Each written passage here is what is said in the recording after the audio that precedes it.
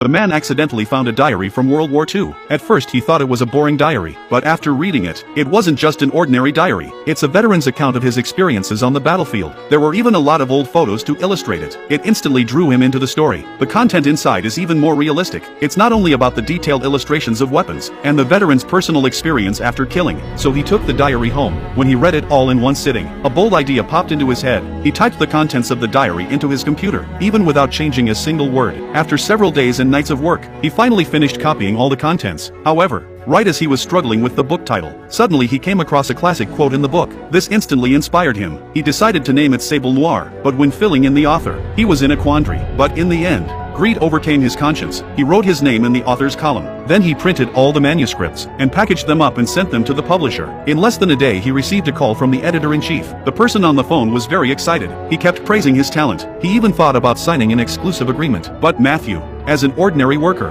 had never seen such a big deal, although he had read the diary carefully. But he didn't memorize all the details. In order to avoid the exposure of his behavior, he lied about being busy. So he set the meeting for the end of the month. After returning home, he began to plan. He tried to memorize the contents of the diary in a short period of time, so he began to study the diary carefully. He marked all the important places. He even wrote down every battle. In order to better understand when the battles took place, he not only searched a lot of historical data, he also watched videos on the internet to learn how other writers answered journalists' questions.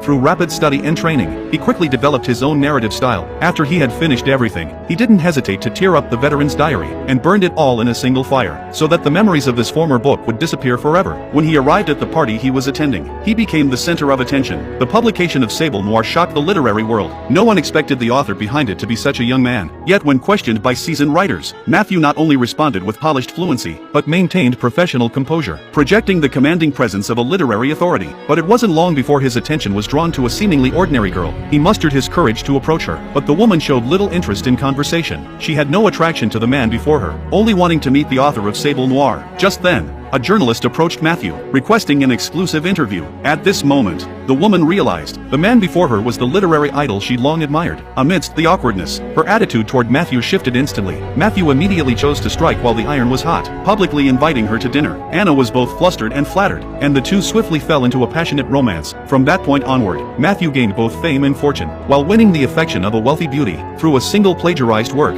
he catapulted into high society's inner circle. Yet this golden era proved fleeting. A cascade of unforeseen crises would soon corner him into irreversible ruin.